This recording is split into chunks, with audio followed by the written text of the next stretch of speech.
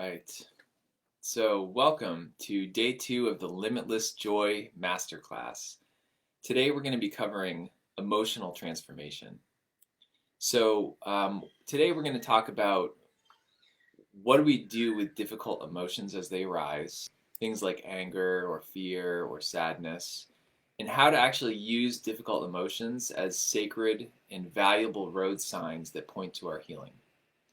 So then we're going to talk about how to open our hearts to receive the most powerful force in the universe, which is love. And we'll end by talking about how to receive abundance and how to free our voice and our self-expression in the world, and how to set luxurious boundaries in relationships. Okay.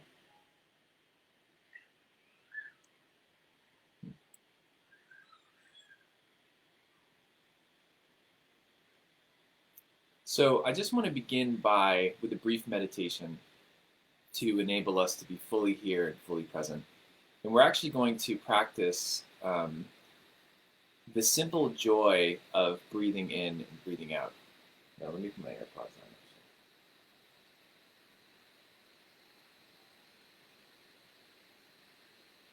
on. Okay, so everybody just go ahead and come to a comfortable seated position, chin slightly tucked in, so that the spine is fully elongated. And we're just going to begin with some deep 3-part breaths. So practice inhaling joy as you inhale deep into the belly. Ribs expand to the sides, and collarbones rise. Exhale, release, and experience joy in the exhale as well. Just emptying the lungs completely. Experience joy as you inhale deep into the belly. Ribs expand to the sides, and collarbones rise. Exhale, experience the joy of exhaling. The ecstasy of just releasing everything from your day, from your week, from your life. Just breathe it all out. One last deep, joyful breath in, deep into the belly. Ribs expand to the sides, and collarbones rise. Exhale, release. Just the simple joy of breathing in and out. And continue deep breathing at your own pace. Just take a moment here to experience what it feels like to be in your body in this time and this space. And see if you can feel the true nature of your body, which is mostly spaciousness in between the atomic molecules. And see if you can begin to perceive the spaciousness firsthand.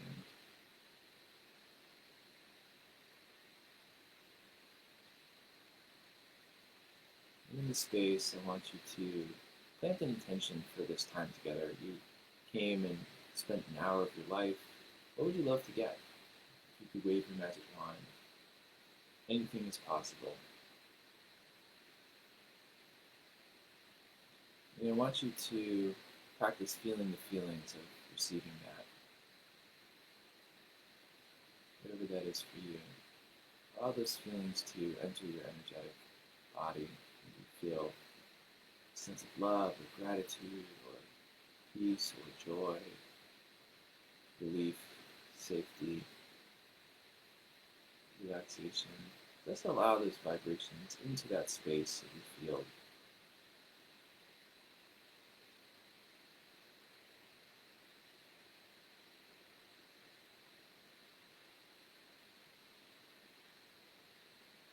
And allow yourself a luxurious gift of just loving yourself and honoring yourself for being here.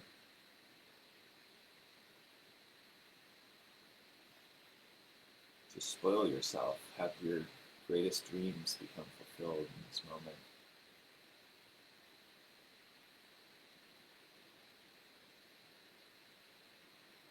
Feel what that feels like.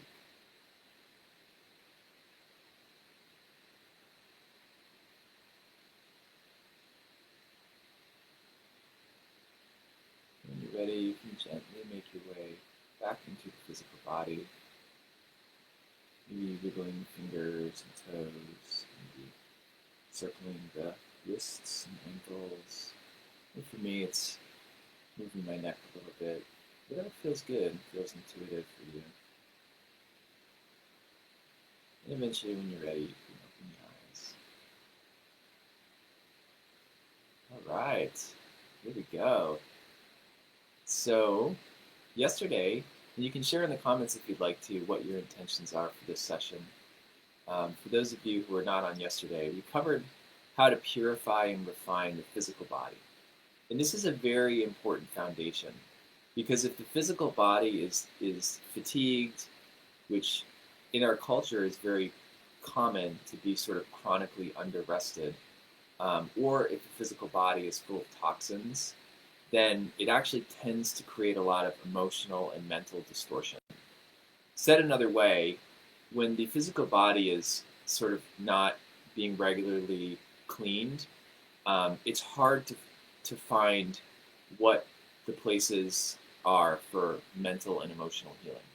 So through that purification process, it's kind of like, imagine muddy water. The mud can settle and the water becomes more clear, and then we can actually see what's going on from a mental, emotional standpoint. So in the Freedom and Bliss program, we spend 5 full weeks purifying the physical body and detoxing. We do juice cleanse, and we shift our diets and our routines to get lots of luxurious sleep and lots of relaxation, like we talked about yesterday. And this kind of prepares us to do the work that I'm sharing now, which is purifying and refining the emotional body. So once the physical body is purified, then these aspects of our emotional body that are requiring healing are free to come up to the surface where we can heal them. Or said another way, it's like we're creating the space or the permission for them to arise. All right, so some of the comments are ease and fun. And Tessie is asking if there's a replay from yesterday. Yes, I posted it on my wall. So there's a Facebook Live recording. I would encourage you to watch if you weren't here yesterday.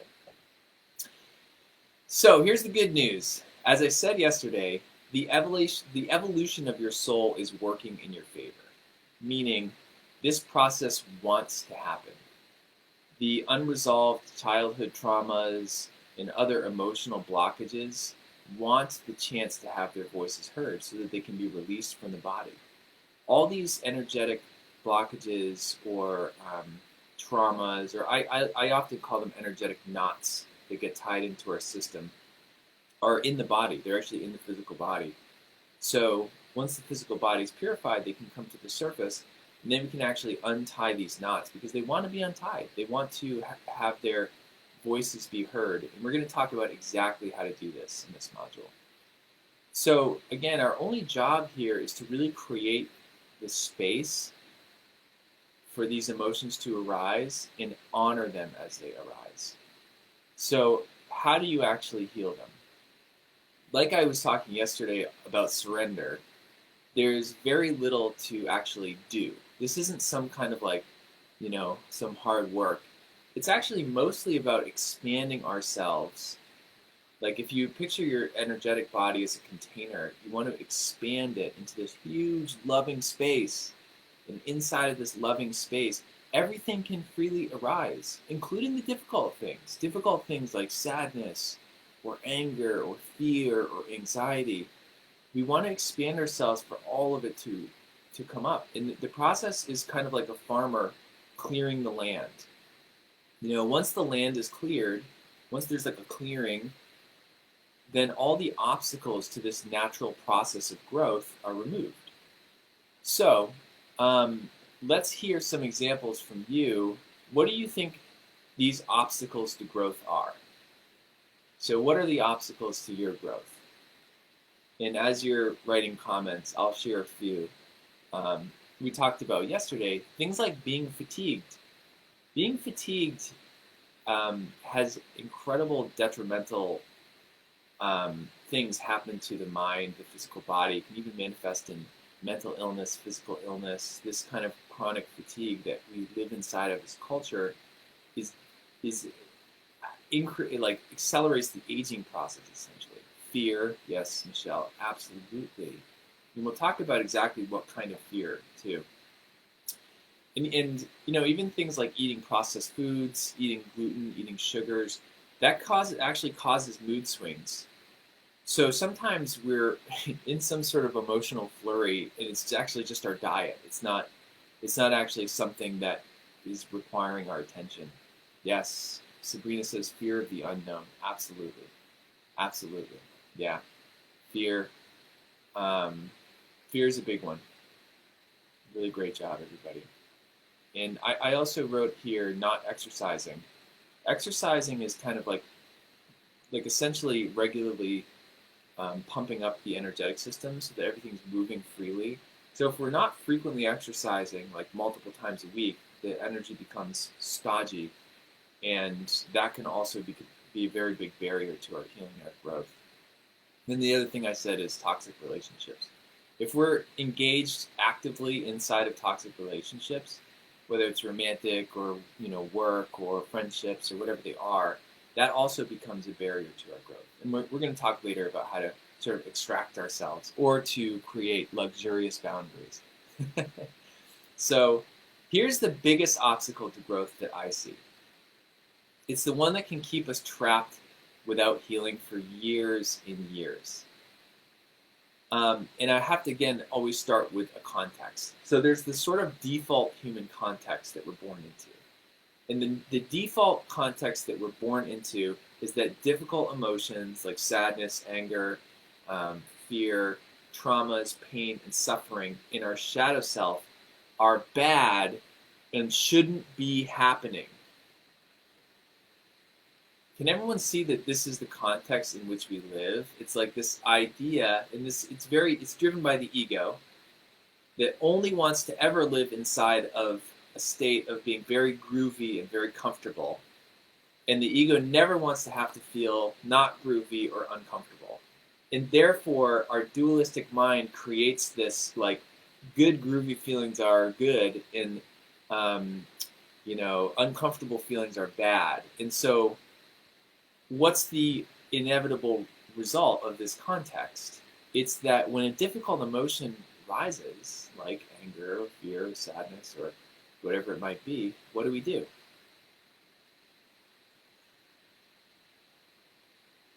We make it wrong.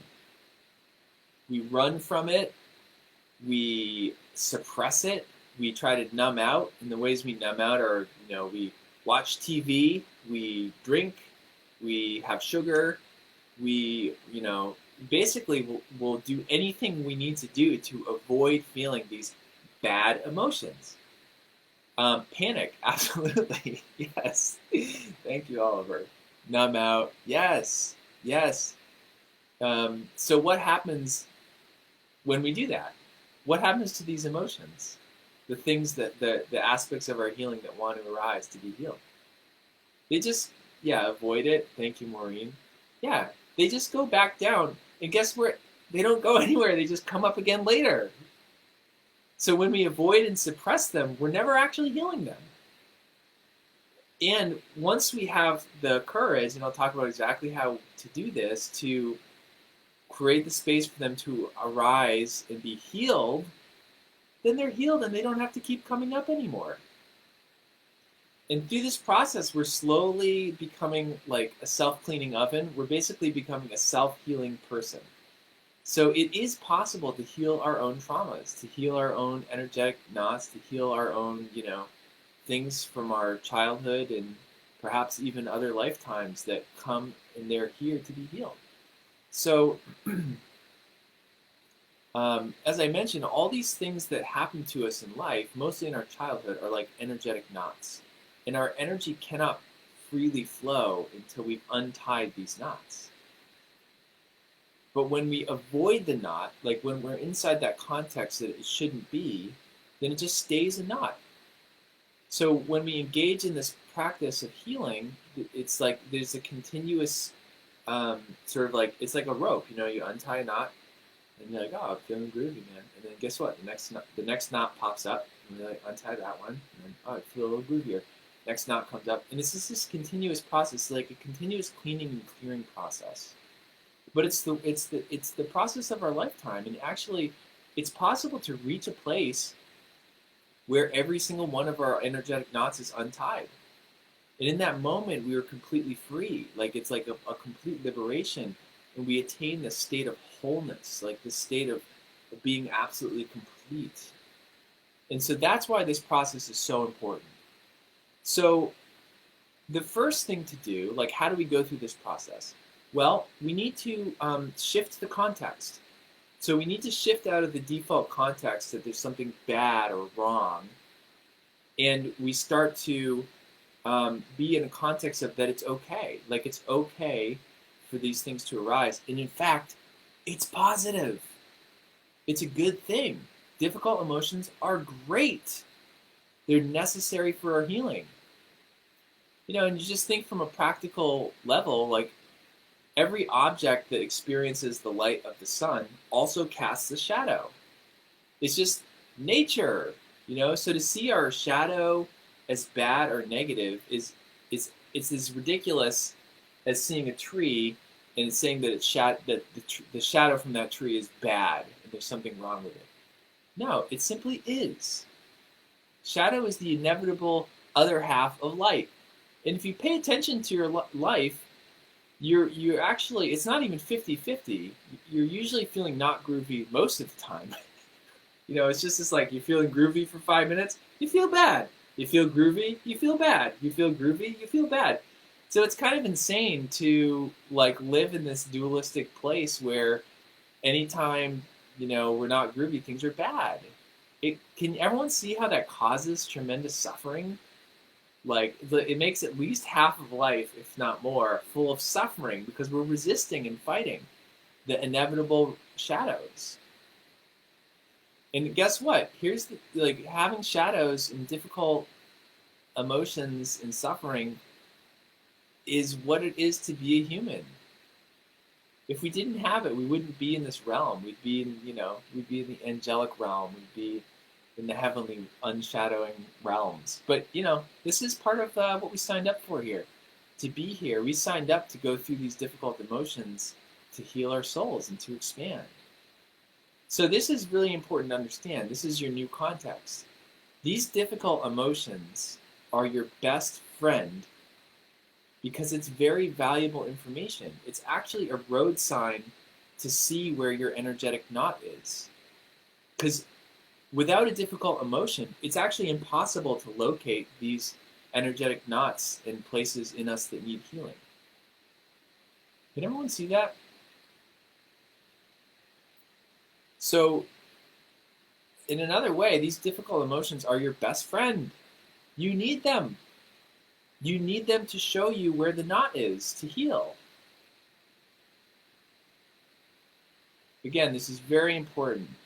Difficult emotions are your best friend. Things like sadness and anger and stress are here to help you heal. So notice the ego's discomfort. Like even as I'm saying this, your ego is probably like, nope. I just want to feel groovy all the time. I like my comfort zone. And this we're designed this way for a reason. The ego's job is to hold on to these traumas, so that it can match them to every situation in life. And if there's even a whiff of something that reminds you of a past trauma, your ego goes into an immediate 5-alarm fire. It's like, heart rate elevates, start sweating, like get angry, yelling, whatever, can't breathe. That's just what shadow feels like in your body. So again, here's where surrender is crucial, because it's the way to allow the ego to relinquish control. And again, there's nothing wrong with the ego. It's just here to keep you safe. It's here to prevent your suffering. And it would rather keep you safe and prevent suffering, usually imaginary, than risk healing. Does that make sense? So these difficult emotions are like a check engine light. You're going through life, you're driving your car, and, beep, you get a check engine light. It's like anger. Check your engine. What's going on here? Because what happens if we ignore it? Like what happens to your car if you never diagnose your check engine light and you just, keep on driving? Breaks down. So that's why we want to start to relate to these things as our best friends. So Oliver says, my experience suggests that there's usually just one knot that tangles up a whole bunch of parts. I don't know if that helps. Yeah, I mean, in my experience too, I tend to have like sort of an overarching knot that gets activated by everything. And for me, it's like about authority. Like if I feel like I'm gonna get in trouble with authority, my body has like a panic attack, like something real bad's gonna happen, and so that it kind of manifests in all these different areas of life, and but it's helped for me to kind of understand this about myself. Like when I'm activated, because I know that that's my major knot, I'm like, oh, am I reacting to an imaginary threat here of authority? And usually the answer is yes. So Tessia says, how do you measure the amount of knots you have to heal? Is there an assessment process? That's a great question. I don't know. I mean, I guess in my experience, it's a deeply internalized, intuitive experience. So, you know, I can feel people's energy fields, and probably a lot of you are healers enough to feel like somebody's energy field and actually kind of feel how dense or how free flowing it is. And I find that with a lot of density, there's a lot of knots. If people's energy systems are kind of flowing more freely, they tend to have less knots that they're working through. I hope that's helpful. Um, so let's see here. So before we talk about how to deal with difficult emotions, let's cover where things typically go wrong. So usually, it's like we talked about. Typically, when a difficult emotion arises, so I want you to look into your life. We'll take this on the court. So there you are. All of a sudden, like anger or stress or something comes up. What do? We usually avoid them. It's like, I shouldn't be feeling this. Let me distract or numb. Or we react inside of them. So like anger arises and then we react, like we take action inside of anger, and we usually always regret it. If you're like me, you always regret it. So it's really crucial that when a difficult emotion rises, stop.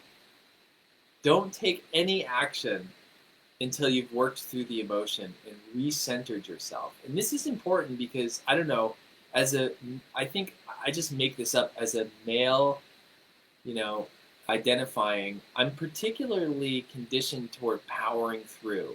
Like, it doesn't matter if I feel angry or stressed or anxious or sad. So, like, who cares what I'm feeling? Just take action anyway. But what happens is a few things. One, we don't heal it.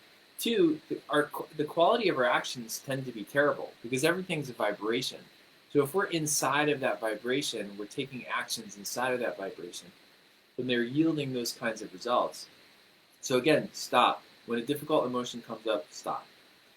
The other thing that we do is we judge these things for occurring, and this is really big. This is an important one. Like, for example, anxiety.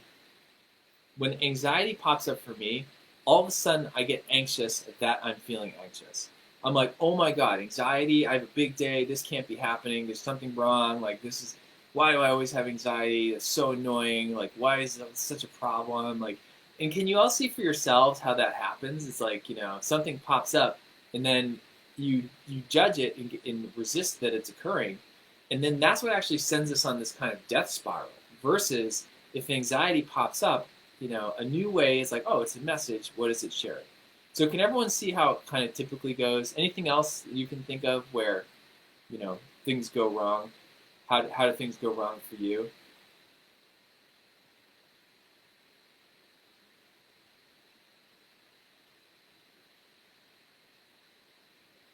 So I want to start to talk about what's a new way that we can manage difficult emotions as they rise?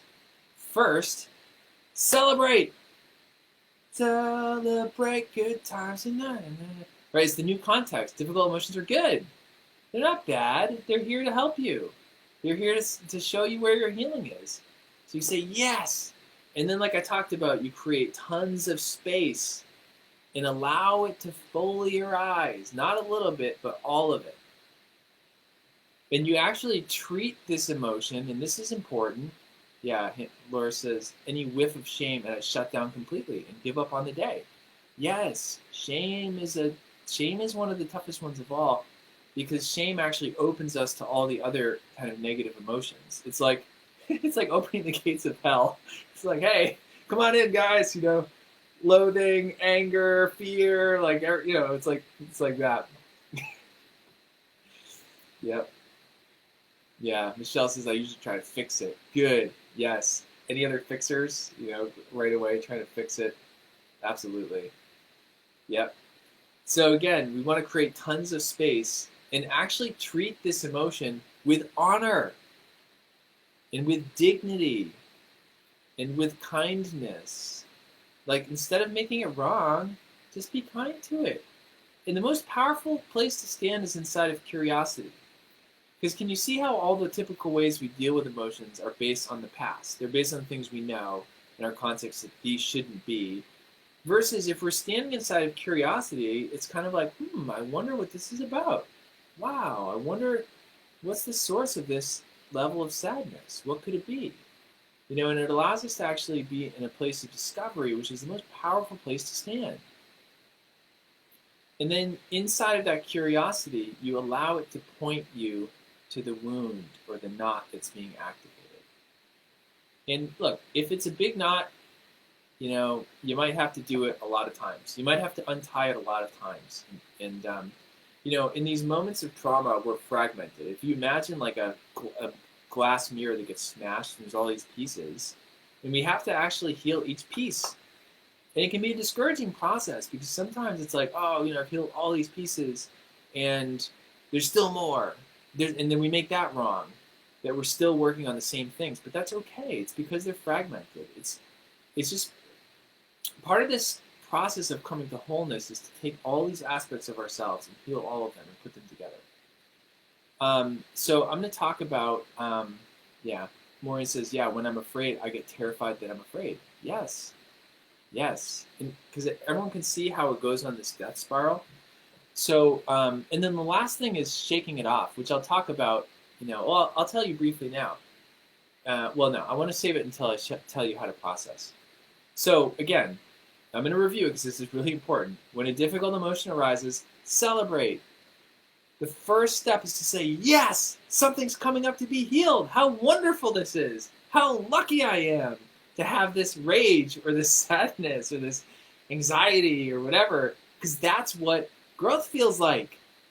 That's what it feels like when we're actually like healing to the next level and expanding.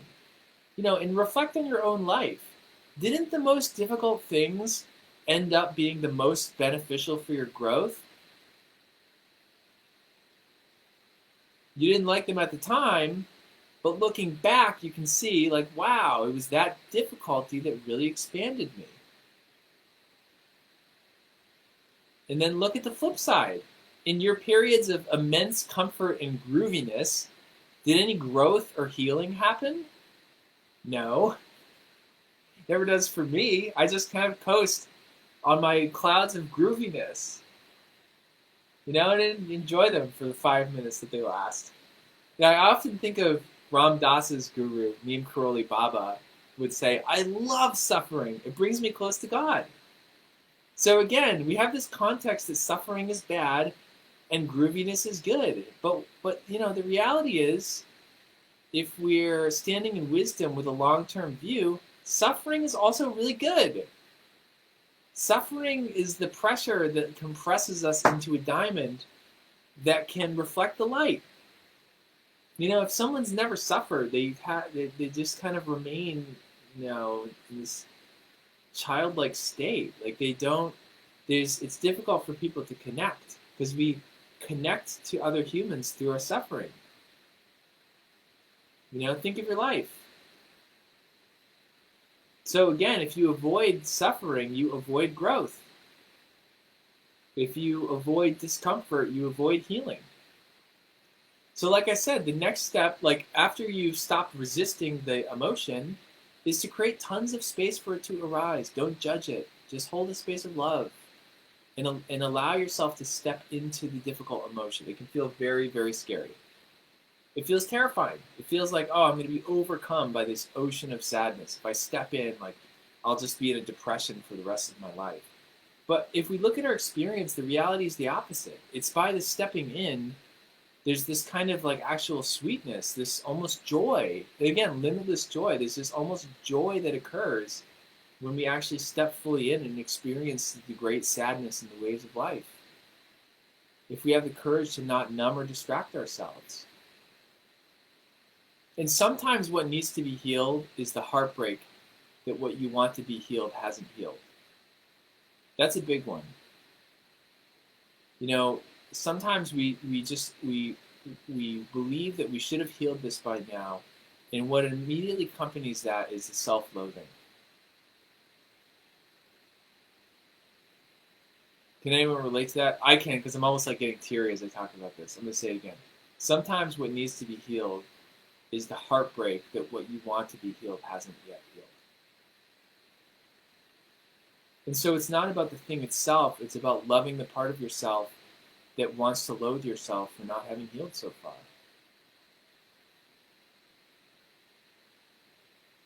Yeah, it sounds like a lot of people are relating. Oh my gosh, that's me for sure. Yes, yes, yes. What if you could just allow grace and love that it hasn't been healed yet, and that's okay. It's just another piece of the mirror. It's just another fragment. And even though you've healed all these fragments, there's still more fragments. Has anyone ever cleaned up a mirror? It's a pain in the ass. I have a 3-year-old and she's continually smashing things. Glass, mirrors, it's like my daily life. It's so hard to find every piece of glass. And that's what it's like for us. So again, don't make the emotion wrong for being there. And often where we go right away in this moment is that we retreat to anger about the emotion. We feel angry. Why? Because anger feels safe. Anger is a way to maintain the illusion of control because it becomes like a protective cover that we don't have to feel the actual heartbreak that we're not healed yet. So like often when we have that moment of like really the same thing, we're heartbroken. Our heart is broken that we haven't yet healed this. But rather than step into that heartbreak like I'm suggesting, we cover it with anger. We mask it. But that's what keeps it in place. So when you feel anger, you want to be curious, like, what's the emotion that this anger is hiding me from feeling? And because that is the place that really needs our healing. Yeah, Oliver says, you'll find a shard of glass under the dresser months later. It's true, and it's terrifying when you have kids. You're just like, my God, they've been walking here, So again, creating the space for the authentic emotion to arise. Give it love, give it acceptance, grace, dignity, kindness. You might cry, and that's okay, because crying is a great way for these emotions to pass through us. So then again, we get curious. And one of the things we want to get curious about is how old is this emotion? And you can kind of just meditate and like look inward, and you can usually figure out what age this emotion is. It's usually between the ages of 3 to 7.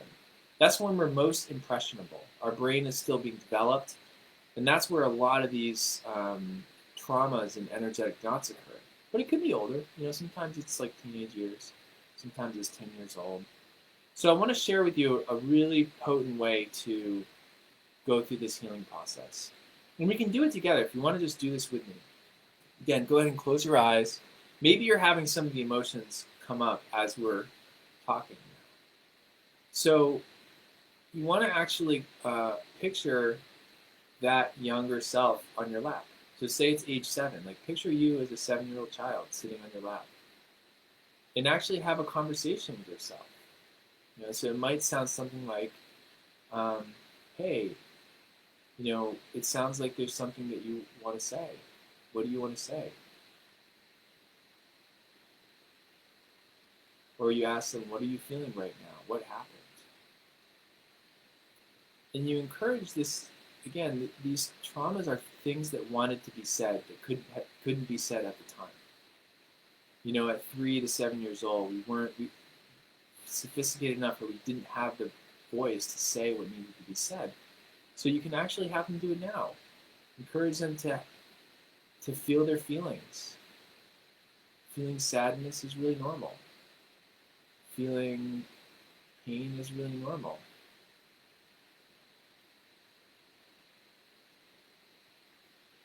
And actually have a conversation with yourself where you love yourself. You shower that younger self with love, with acceptance. You hold them tight. Like stroke their head, tell them everything's gonna be okay. They're safe. They don't need to react this way anymore. Like, and you can even ask them do you feel my love? Like, like,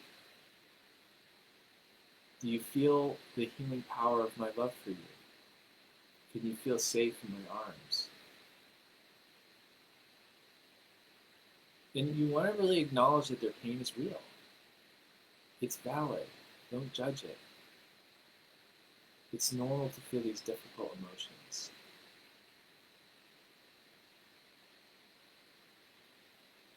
And you want to have this conversation intuitively. Like, allow your intuition to guide you to what that younger self wants to say that they weren't able to say. There's often self-blame involved. Like we blame ourselves for these childhood traumas. We blame ourselves for the painful memories. And then what happens is that inner child starts to get very activated when it feels like something bad might happen. It feels like it's not safe anymore. And that's what activates these emotions, like anger, stress, fear. So again, you want to just invite your child self to breathe with you, breathe deeply as you hold them in your love. And you help them invite loving, healing light. These wounds and these knots can be healed by us inviting and receiving like divine, loving, and healing light. So maybe just practice. Invite that divine, loving, healing light in to heal these knots, to release them.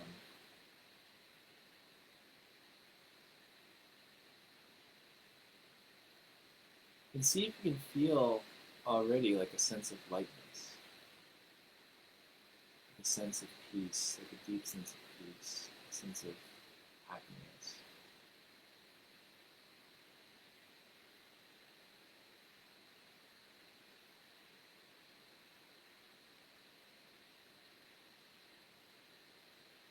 Again, you can continue that conversation with yourself for a minute here.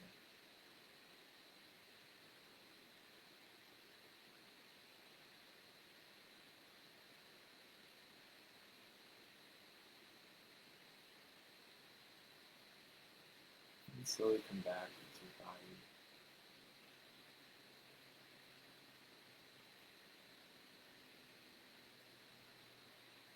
And the last thing I wanted to teach you, feels jarring now, is that you can physically shake this energy off. So if you have excess charge from the emotions, you can actually just kind of shake it off. Like you see animals do this. Like if two ducks kind of get in a fight about their territory, then after the fight, they'll just kind of they'll flap their wings really hard.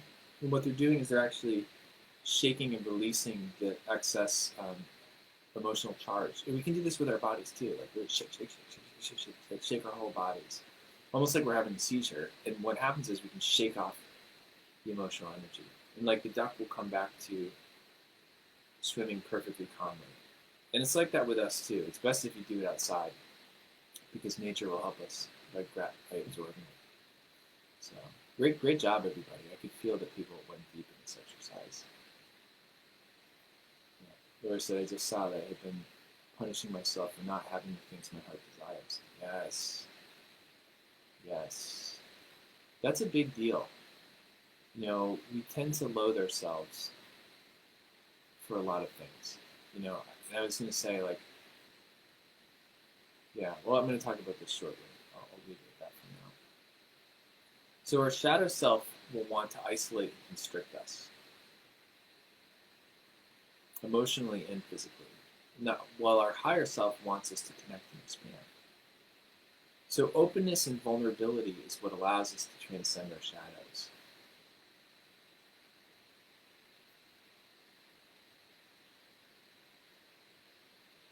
So, good job, everybody.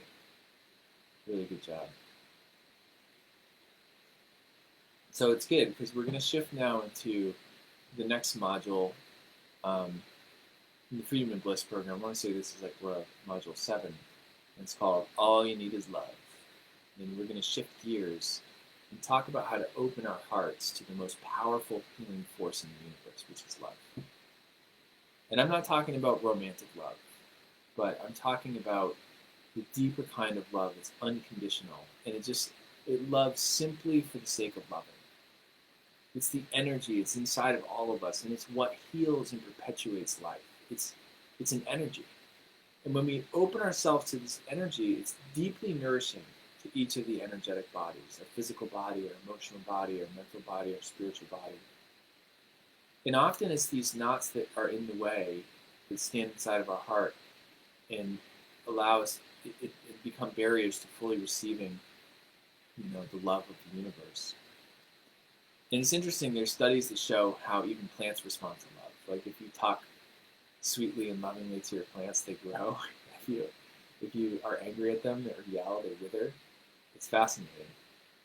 And I have a lot of stories in my own life. I won't share just for the sake of time of how people's personalities literally change from love. And it's so important, in order to be that force of love, we must begin by loving ourselves. We must begin by opening our hearts to actually vulnerably receive insane amounts of unconditional love. Because this really goes hand in hand with the healing process, and it heals us in the deepest places. It nourishes all of the bodies, the physical, emotional, mental, spiritual. And it makes us become kind of a magnet, because people can feel love. People can experience love in our presence. Because when we open ourselves to receive that love, we also become able to powerfully channel that love to others for their healing. So how do we open ourselves? As always, like we talked about recently, the only thing to do is remove the barriers.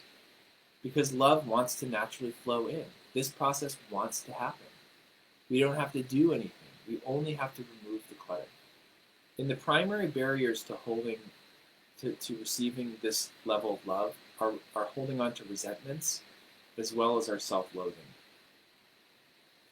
So we pick up these resentments as we go through life, and self-loathing tends to be one of the deepest ones. It can be conscious or it can be unconscious. It can be very intense. I've had to do a lot of work in releasing all the ways that I resented and loathed myself in order to allow love to flow in freely. And, my favorite definition of forgiveness is letting go of the hope for a better past. And it's my favorite because it points to how pointless it is to hold these resentments. From an energetic standpoint, the reason we do it is we think if we hold on to resentment, we're going to save ourselves from future injury. But the reality is we're holding the injury. It's like we're holding the thorn into the wound. It's like we're the only ones hurting ourselves. We're just like, you get a wound and like you just take a thorn and just keep stabbing it in over and over again. Every time you think of that person, you're like, what an a-hole! I can't stand them. It's like, the wound can never heal. And the thing is, like, this is important to understand about our egos. It's just fuel to allow the ego to be a victim. And our ego relishes being a victim. It loves, loves, loves to be the victim of practically everything. You know, people, situations, life, we can even be the victim of ourselves. And if you pay attention, you'll see that this is one of the primary ways of navigating life, is just being the victim of everything. You know, it's hilarious. It's ridiculous. Like, you know, you're walking around, you stub your toe on the table, and you somehow find a way to try to blame someone else for it. You know, it's like you can't be with it. You can't just be like, I stubbed my toe and that's what happened. It's like you have to, or you're just the victim of life. Like, really, this is the kind of day I'm happening. I stubbed my toe. Everything's against me. It's like that book, Alexander's Very Terrible Day. That's how we are in all of life. So we don't want to hold on to resentments because we're just kind of like perpetuating that victimhood. But there's a cost. You know, what are the costs that we pay for like being a victim? We lose all of our power. You cannot be powerful in life and be a victim simultaneously. They don't go together. So you get the choice. You know, you get to be the source of all of life and have power and, you know, surrender and accept all of it, or you're a victim. You're at the effect of merciless life, always, you know, messing up your groovy times. You know, and we, yeah, I'm just reading my notes here. You know, and some of the deepest resentments are toward ourselves. And the costs of maintaining these resentments toward ourselves is literally sacrificing our own happiness. Like, our happiness is exactly proportional to our capacity to forgive. That's important, so I'll say it again. Our happiness is exactly proportional to our capacity to forgive. If we're awesome at forgiving everyone and everything in life and reality, we tend to be very, very, very happy. If we're poor at forgiving things, we tend to be unhappy. You know, no one even wants to be around us. You know what I mean? It's like those people that are just so mad at everyone. They're just like, oh, it's repulsive. The energy is repulsive to be around. Tessia said something about that earlier. She was like, she said, it's too far away. Can't find it in comments. But she was talking about how she can feel people's energy density. Yep, and we're actually poisoning our energetic systems when we allow resentments and loathing to remain inside of us. So what happens when we release all these resentments? We experience happiness, we experience joy, we experience peace, we experience being connected, new opportunities, a new sense of freedom. Like, we're open to receive enormous amounts of love. It's just a whole new life.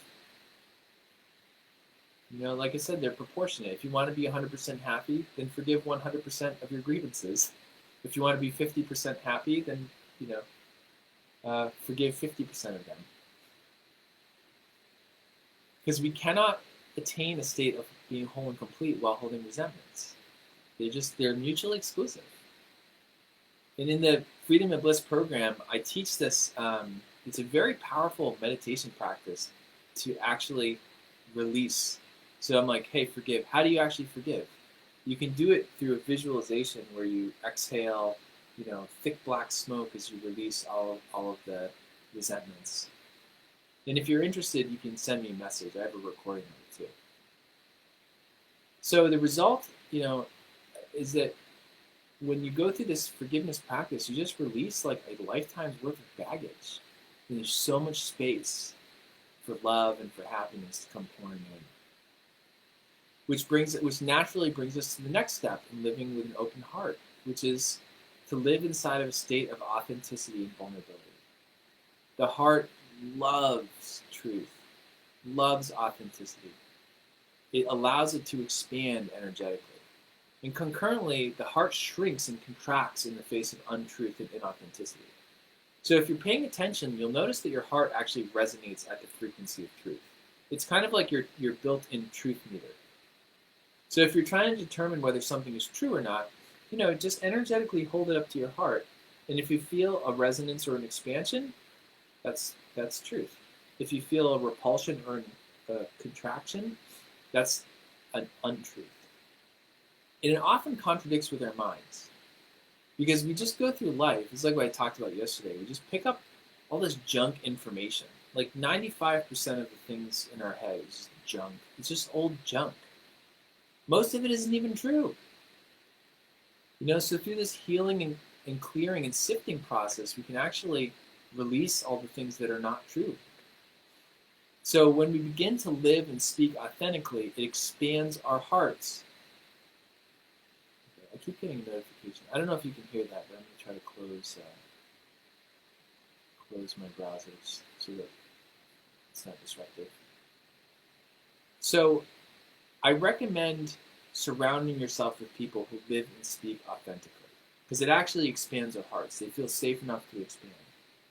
And I recommend intentionally surrounding yourself with people who resonate at this kind of frequency of truth and vulnerability and authenticity. They usually stand out, and you'll feel naturally drawn to them, whether it's on social media, and you don't even have to be their friends. Like, I follow all these people on Instagram, or I just see random people on Facebook, and it's obvious they're super high vibing, so I just friend them. I've been actively upgrading my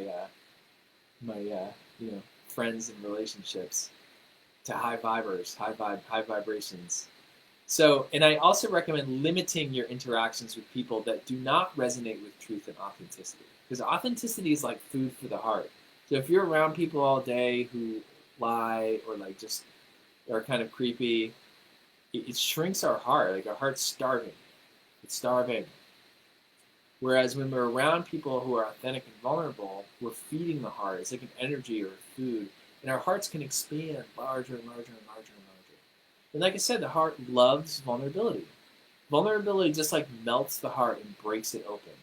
From an energetic standpoint, being publicly vulnerable shifts the center of consciousness out of the ego, which is third chakra, and into the heart.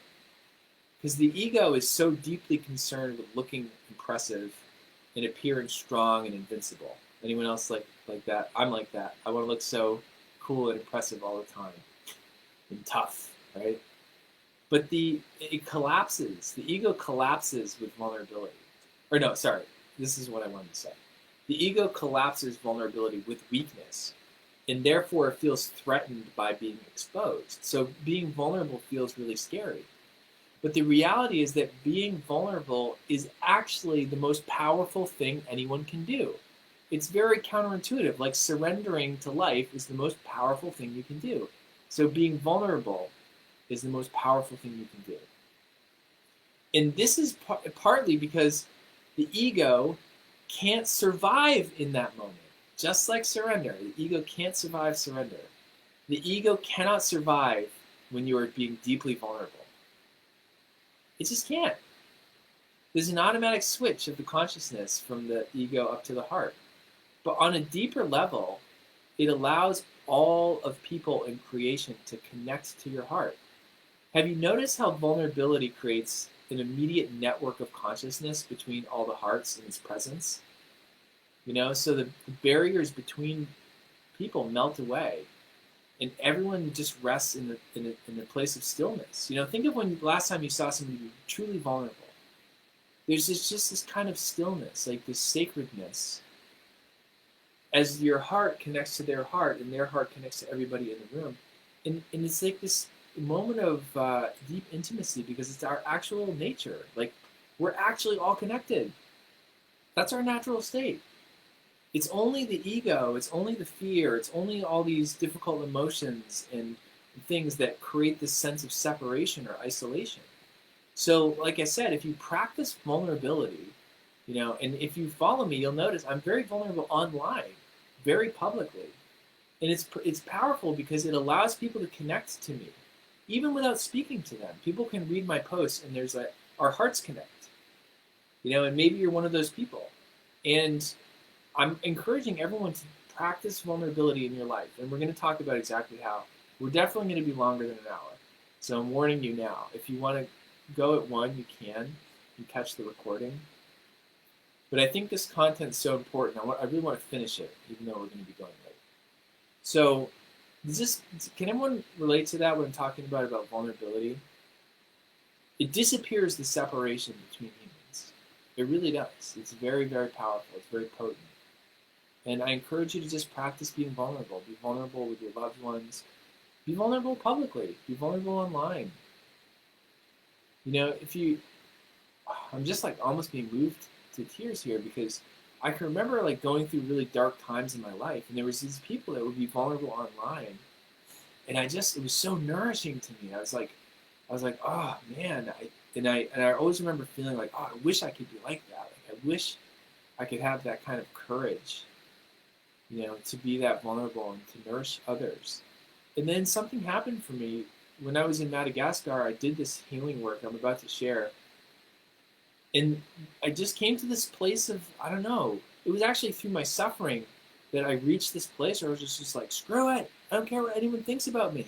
And then I finally had the courage to be, you know, that vulnerable online and to be that person that I always admired. It feels good. It feels really good. So I really encourage you to practice it for yourself. And the last aspect I want to talk about is important.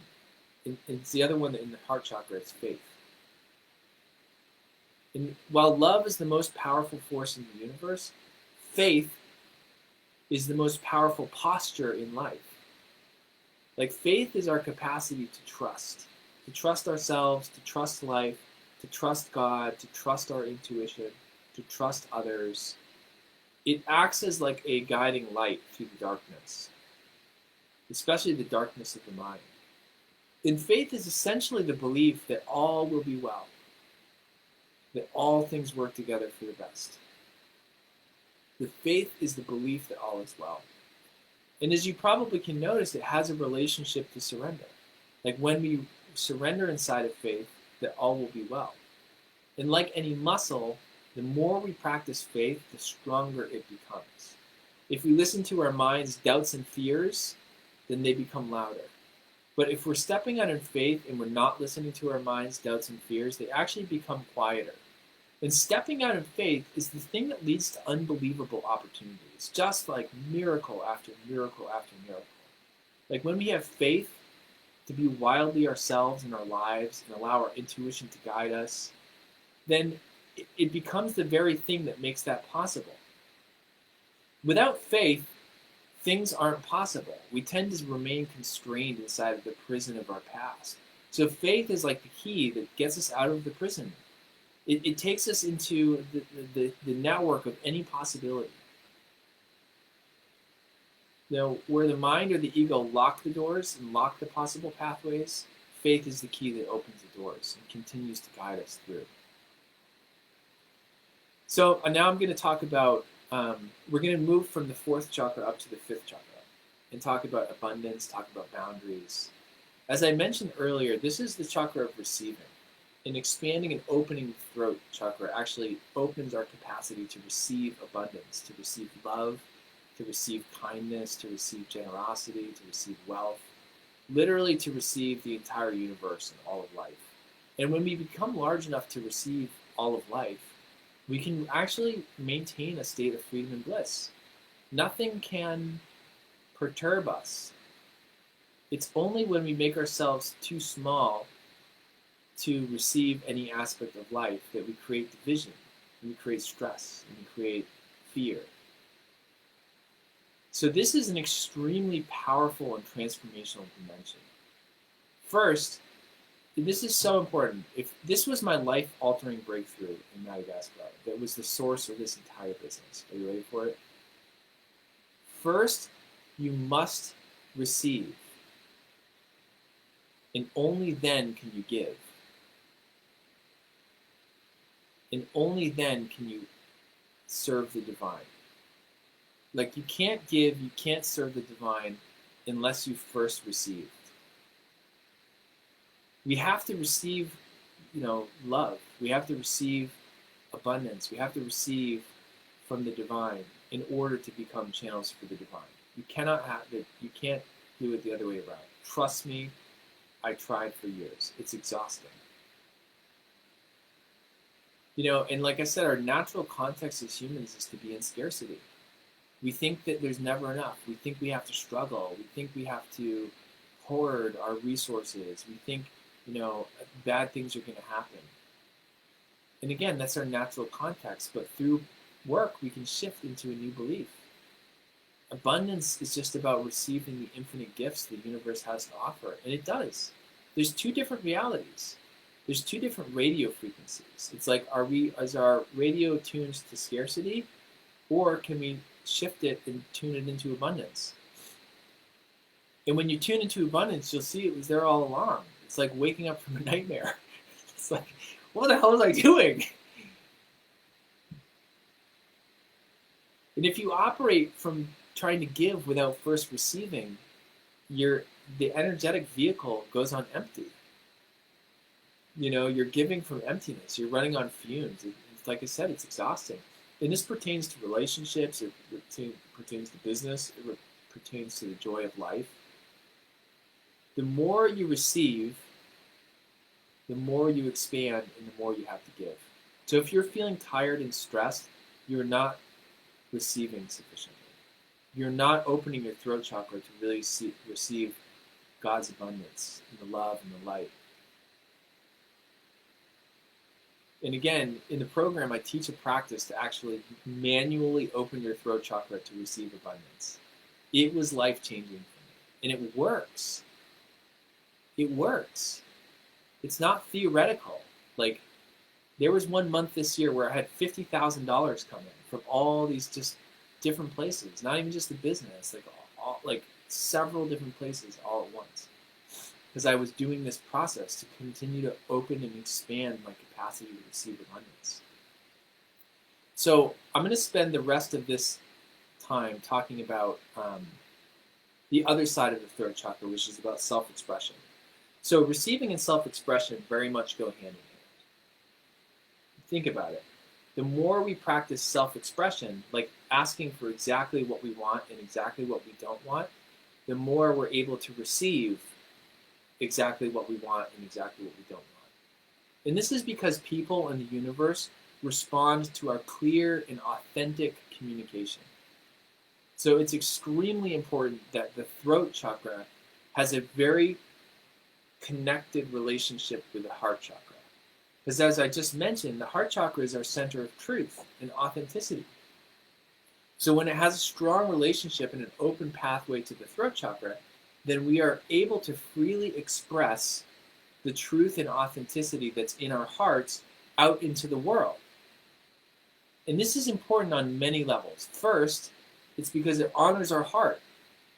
And the more our hearts are honored, the more they expand.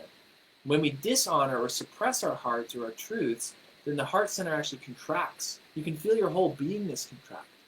Like, can you think of examples in your life where you didn't express your truth? And you just contract. And every time we don't express our truth or share our authentic self, we lose our sense of power or groundedness. We lose ourselves. We're not on steady foundation.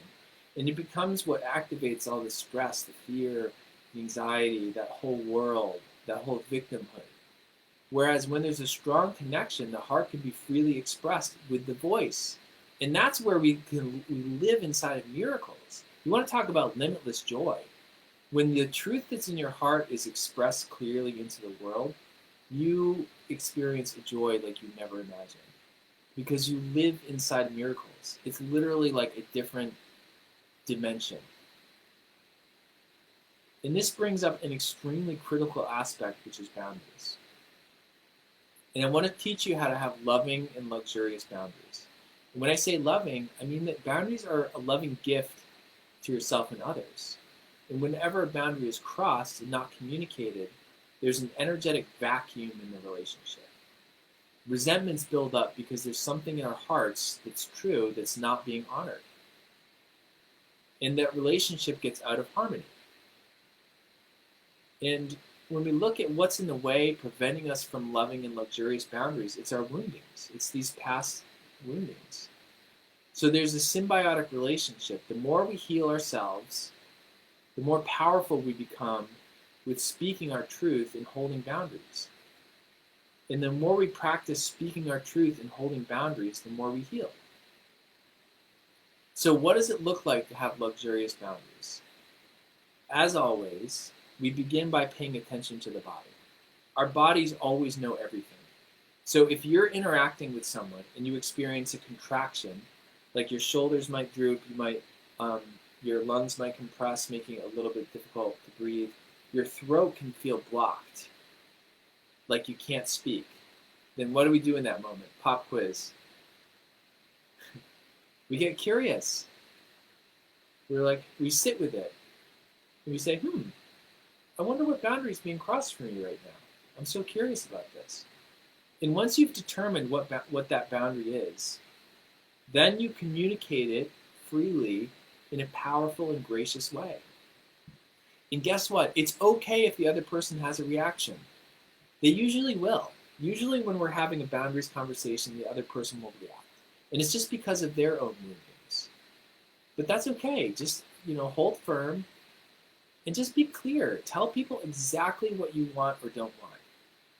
And I like this language, like, I'm not available for this. Like, I am not available for you to react in this way. And we actually have to rebrand ourselves, because we've allowed people to relate to us in a certain way. And it includes how they treat or interact with you. So in order to create a new way of them relating to you, you have to acknowledge that. And it might sound something like saying, I know I've been okay with being treated this way in the past. I didn't value myself before. And now I know that I'm worthy of getting to say how I'm treated by people. And I'm worthy of being respected by people. So from now on, I expect to be treated with, X number of respect, and I won't tolerate this any longer. And it's helpful if you give specific examples with people. And this is so important because all of our relationships should be harmonious energetically. Like there should be an equal exchange of giving and receiving. And if you look through your life and you look through your relationships, you'll notice often the equation is off. When you feel drained by a relationship, it's because the equation is off or because a boundary is being violated. So to be powerful in life, you want to pay attention to each of your relationships and ensure that there's a harmony that remains within all of them so that everything's always equal and you don't feel drained by anyone or anything. So, sometimes you have to release relationships. In order to establish a sense of harmony in your life, it's okay, to release relationships that aren't serving you. And if you can't, like if they're your family or something, then you have these boundaries conversations and you create clear boundaries. And look, you're not going to get it perfectly. If you're like me, it'll probably be messy in the beginning. And then you'll kind of like slowly find your way. But always remember, it's about speaking your truth. Speaking the truth in your heart is the source of all of your power.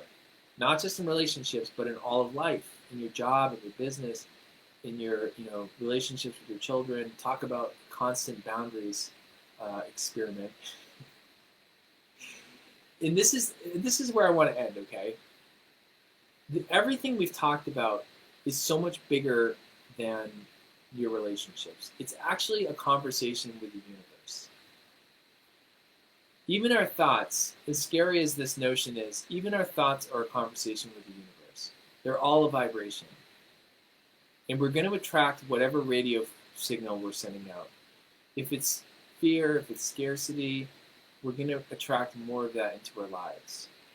But the good news is, through the practices and techniques that I've shared with you, it's possible for you to become the authority in your own life, like to become the source of all of it. We sort of feel fearful in Western culture to say this, but in many ways, we're like the God of our own universe. Because everything in our lives exists in our own perception. So when we take charge of that, we get there's nothing out there. Everything out there externally is just a mirror of what's inside of us. And if we have this kind of relationship with ourselves as the source or as the creator of all of it. We get unbelievable power, not just to experience limitless joy, but to literally bend the universe, and not in some corny, The Secret kind of way, but like the literal, actual manifestation of distinct things that we are envisioning in our lives. And the first step is the healing. Because each aspect that's unhealed keeps us inside of a victim state. As soon as it's healed, it switches from victimhood to authority. And through this continuous process of healing ourselves, we establish a huge, powerful authority in life. And we understand that we're in a conversation with the universe. And when we're crystal clear about what we say we want and we don't want, it happens. The external around us rapidly realigns to the internal. Because the external world is simply a manifestation of what's happening for us vibrationally internally. And that's why this stuff matters so much. So I'm going to just press pause here. Continue tomorrow. If you like these kinds of conversations, I want you to consider doing the Freedom and Bliss program. I want you to consider coaching, with whatever it is that you're working through. We actually have several coaches with different specialties. So you can message me, you can book time on my calendar. Please come tomorrow. The next Freedom and Bliss group program, where this stuff comes from, is going to be launching September 18th at 1 p.m. I definitely invite you to consider it. And I love you all. Thanks for being with me. This has been really fun. I think this was powerful. It was powerful for me, and I hope it was powerful for you as well. All right. Goodbye, everybody.